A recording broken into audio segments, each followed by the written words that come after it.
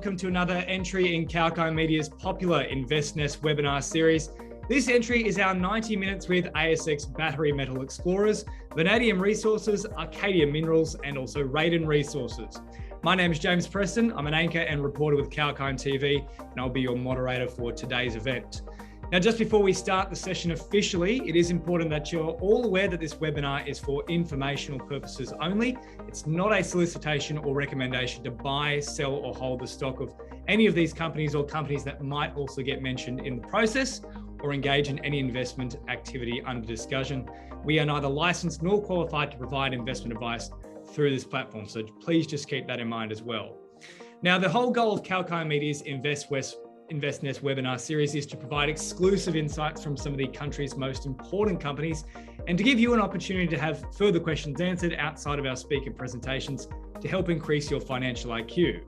Now, these presentations will be quite sharp and short. We'll hear from all three speakers and then we'll dive into a series of Q&As. And if there are any further questions that you might have, then you can also let us know via info@Kalkine Media. And also, as a pretty exciting feature for today, we're actually live streaming this entire webinar on our YouTube platform too. So you are welcome to drop some comments onto the YouTube stream as well. And of course, subscribe to Kalkine Media's YouTube channel.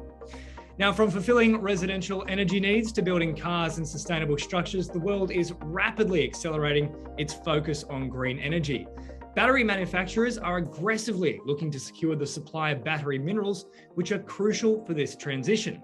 However, currently the supply of battery minerals is not rising in proportion to the demand for EVs and energy storage devices. So given this backdrop, attention is squarely on battery mineral resource companies. So in this edition of our InvestNest webinar series, I am delighted to, of course, introduce our big three players who are involved in this space, namely the CEO of Arcadia Minerals, Philip Roux, also the Managing Director of Raiden Resources, Dusko Ljubojevic, and the CEO of Vanadium Resources, Eugene Nel. So first question for you is, Arcadia has substantial exposure to lithium. How do you see the future for lithium and other battery metals? Yes, as we know, the lithium market is a growing market. What we are targeting is not hard rock, spodumene, like most of the deposits in the world. There's only about 2 or 3 brine deposits in the world, and they still produce about 60% of the world's lithium come from brine, because it's by far about half the operational cost to produce lithium from brine to that of lithium from spodumene. So targeting our lithium in brine project, it could be a major positive for us if we prove that we could mine that viable, because it will only be the 4th lithium in brine deposit in the world that's mined, and we can undercut any spodumene operation, because lithium in mine operations is about half the cost to produce lithium carbonate or hydroxide than to mine it from spodumene. And what sets you apart in that respect with the way that you process spodumene? Yeah, the chemistry plays a very important thing in lithium, and it's quite extensive work that needs to be done. But producing lithium from brines is, you must remember, the lithium is already in solution, and you just need to take it out of the solution because it's already in the water. Whereas in the spodumene, it's in the hard rock. You still have to take it all the way through hard rock mining, etc., getting it into solution. So you're quite far down the line with the lithium in brines, because it's already in a solution. And that's the big difference in the cost. Absolutely. Now, let's move on to your next question here, Phil. Now that the mining license has been granted for the Swanson Tantalum project, what are the next proposed steps prior to the development of the project itself? Yeah, we are on track to finish also our feasibility by September, strangely very similar to Eugene, and we don't expect any issues on that. We're also in quite far negotiations with offtake partners, because tantalite being a conflict mineral, and the Dodd-Frank's becoming implemented in the US and also legislation in Europe, responsible companies are looking at securing clean tantalite. So we are also very far advanced on that. We expect to start infrastructure development on that project later this year, and then start developing building the plant by early next year, and should be commissioning the plant by the end of next year and be in full production by 2024. Yeah, tremendous. It's all kicking along quite nicely, and you're turning it over pretty quickly too. Another question here for you as well, Phil. The Bitterwasser lithium in clays project is another one of your advanced projects, which is under Arcadia's portfolio. What's the strategy on the lithium project? Yeah, so as I said, the lithium in clay is something we already have a resource on. We already proven that we could leach the material. We now are starting with an extensive program on additional leach test work, and as well as to prove that we could produce lithium carbonate. And that work would be done in conjunction with the University of Stellenbosch over the next 6 months. And also our exploration will continue, because we only worked on one of the 14 pans that we know of, and we're therefore quite positive that we could increase the resource on the clays.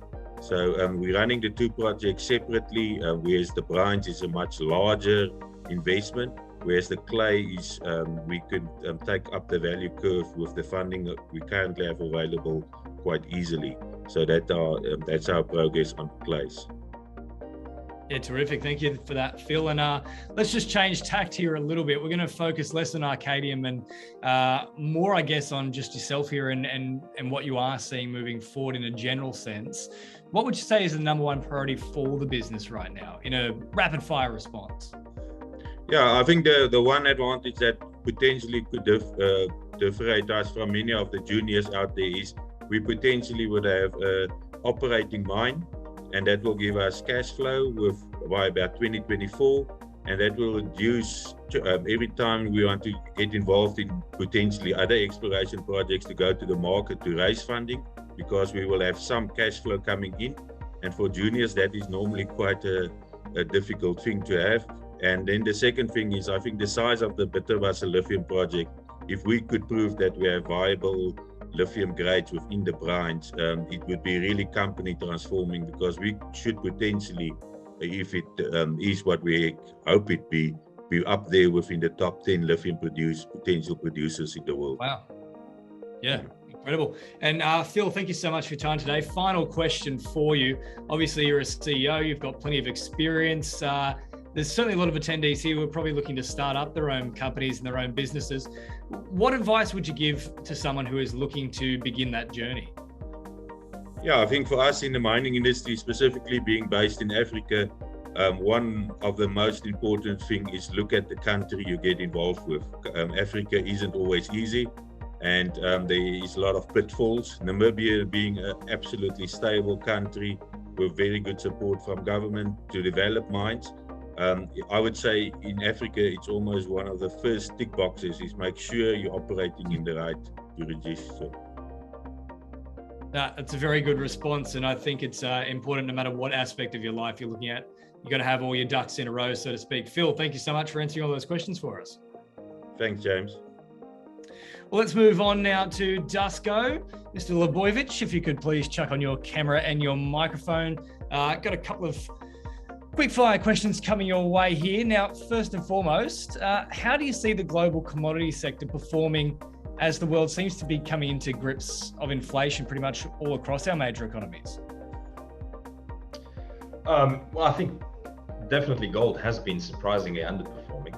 So I think in the medium term, I think the gold price should be strengthening. And we obviously have a significant gold portfolio as well, both in Australia and in Eastern Europe. Now, in terms of how inflation will directly impact on the commodities, I think we may see a slowdown in the short term.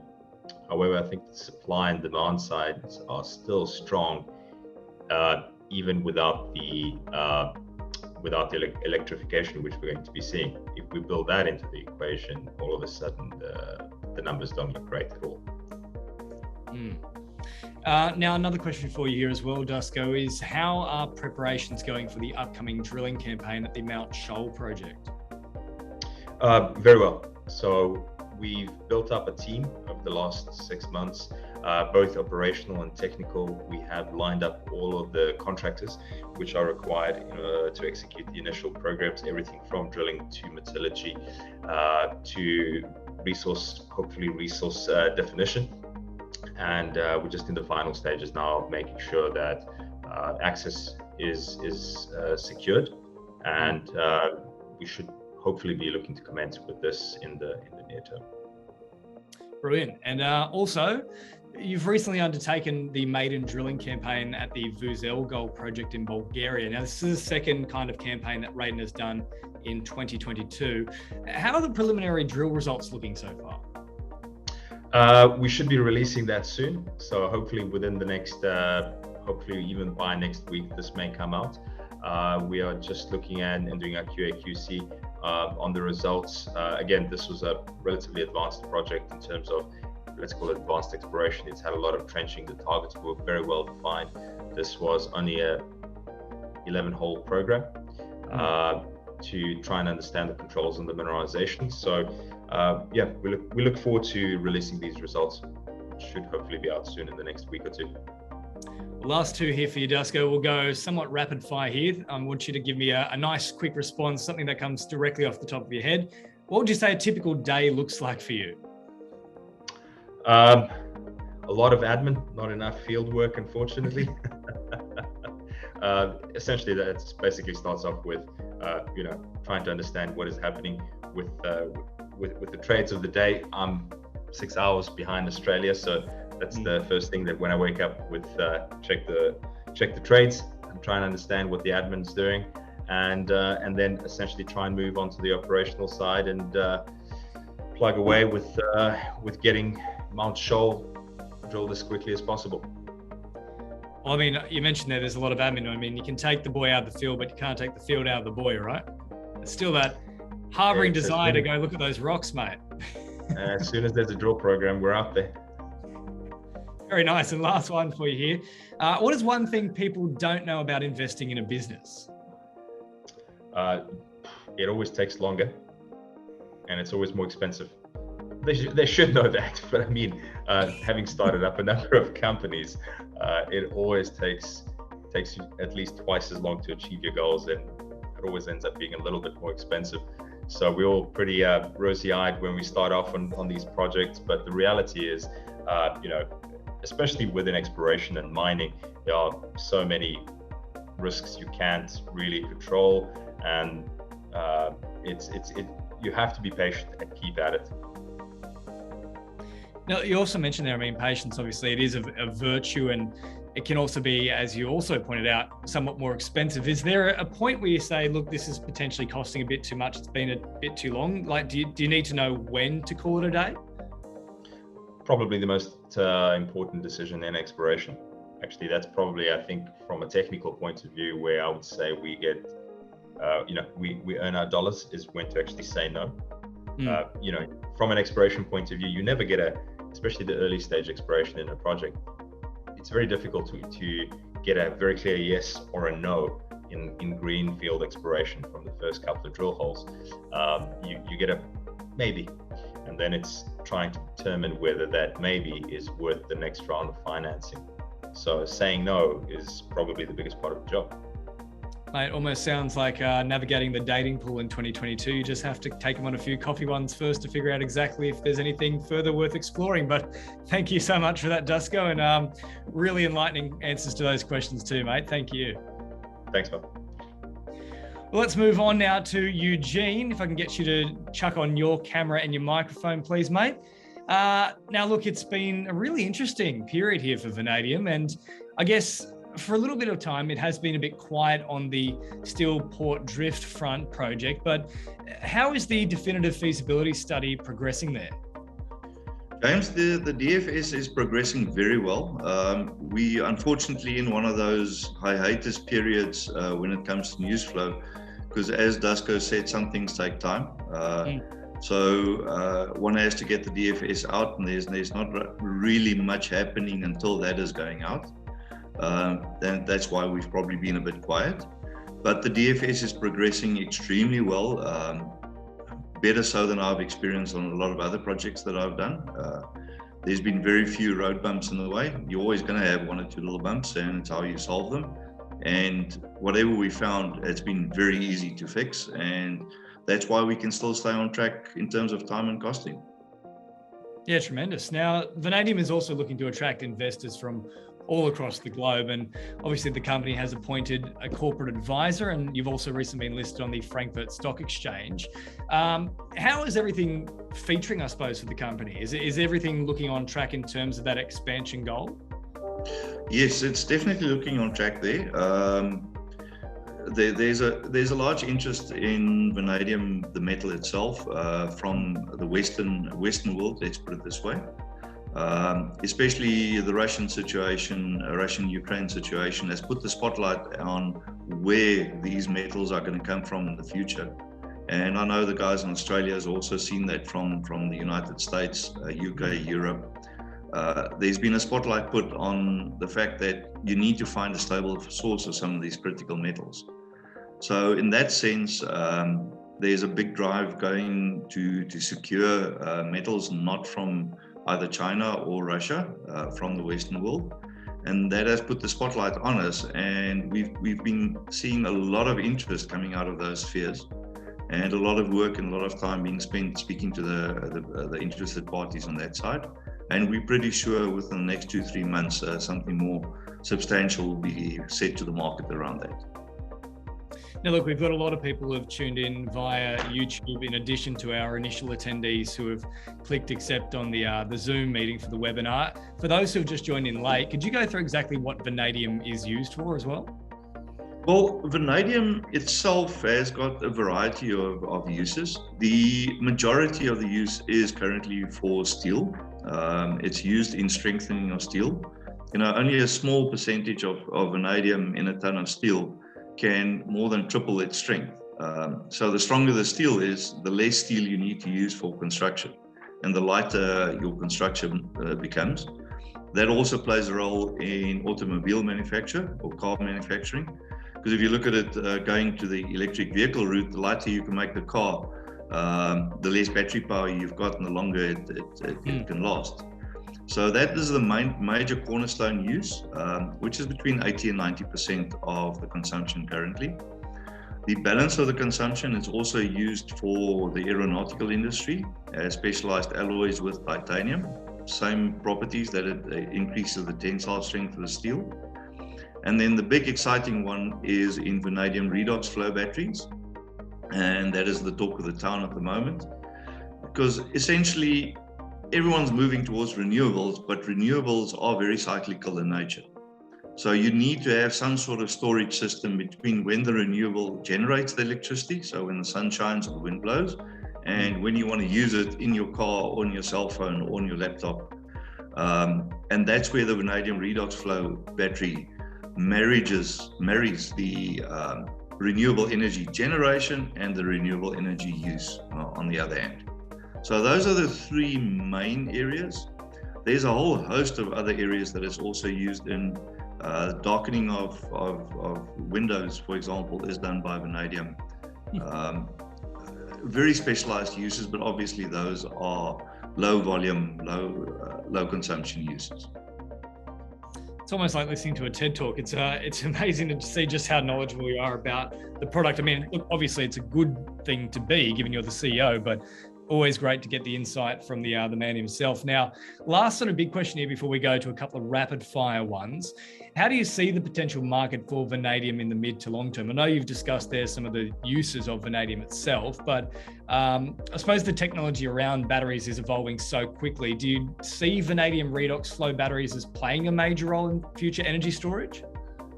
Well, if you look at the first question being how we see the market in the mid to near to midterm, we've recently done a market analysis, and that has pointed out that there is going to be definitely a shortfall in vanadium supply for at least the next 3 to 5 years, irrespective of how fast the vanadium redox flow battery market grows. The reason for that is there's been a big uptake in vanadium use in steel, because the regulations across the world are changing, that they now require stronger steel, lighter steel, So even though the actual production of steel doesn't go up, the use of vanadium in that steel is increasing. So that is one cornerstone growth of the market. Then in terms of the redox flow batteries, depending on how fast it takes off, that will add another about 30% growth into the market in the medium to long term. So irrespective of how fast the vanadium redox flow batteries get adopted, the market will still grow for vanadium, and will be quite a fast growth on it. In terms of the uptake of redox flow batteries, anybody that goes onto Google and types in VRFBs will see there's more and more articles coming out about people implementing it, using it right across the world. So all the signs are there that this is the next breakthrough technology. It is looking like a very exciting future for your company in particular. Now, just before we get to our final two rapid fire questions here, Eugene, I'll just give a quick note to Jim, one of our panelists who's joined us here.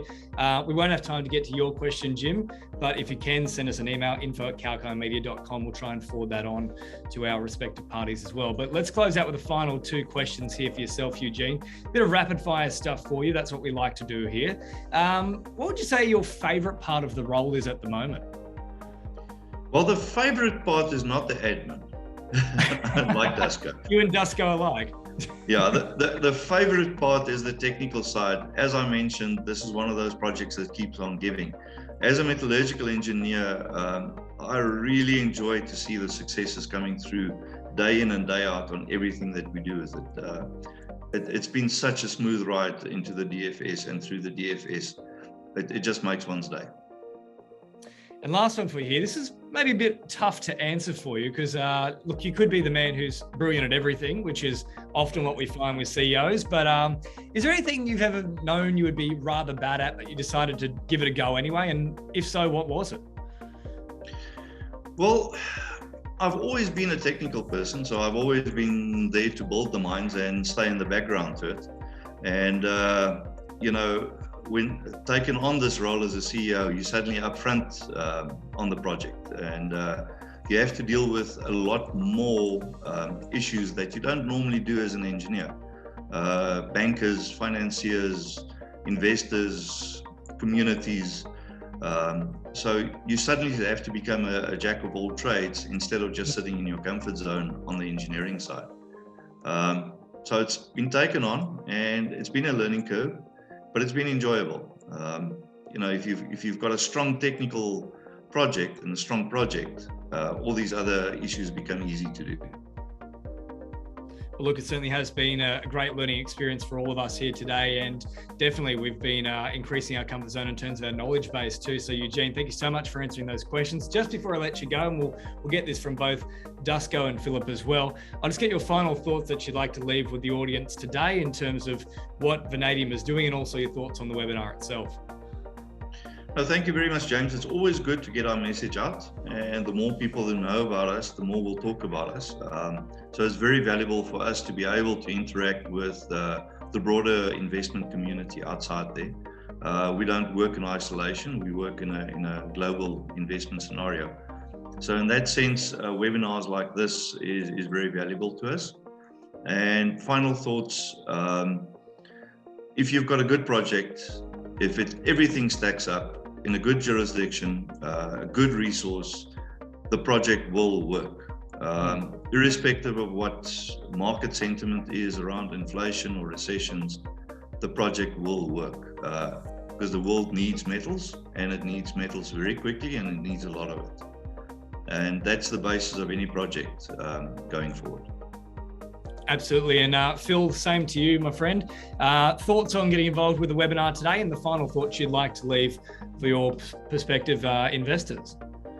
No, thank you very much, James. I think this is the way for us to bring out our company to investors, to give them background, and hopefully they will follow us and we can provide them with more information as we go along.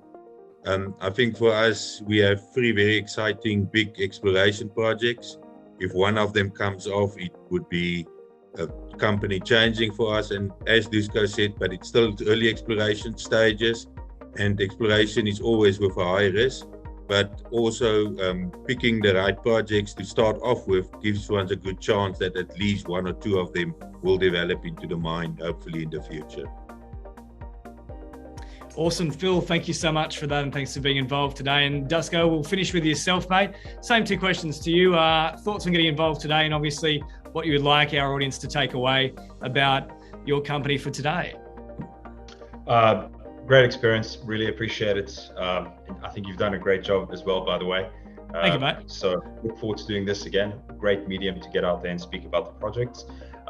In terms of final thoughts on Raiden, what I think we have is a balanced portfolio between having an advanced project with long-term viability in the critical metal space and copper and nickel. Even if we didn't have electrification, we would need more copper and nickel, by the way. At the same time, we are trying to provide a tier one discovery upside to our investors as well, which we'll hopefully be doing through strategic partnerships as well. So a lot in the portfolio. A lot indeed to get our heads around too. Gentlemen, thank you so much for your time today. Dusko Ljubojevic, the CEO of Raiden Resources, also to Eugene Nel, the CEO of Vanadium Resources, and Phil Roux, the CEO of Arcadia Minerals. Gentlemen, thank you so much for being involved today and your time with the presentations and the questions. Thank you very much. Thanks a lot, James. Much appreciated. Ladies and gents, that brings to an end this edition of our InvestNest webinar series. Hope you enjoyed it.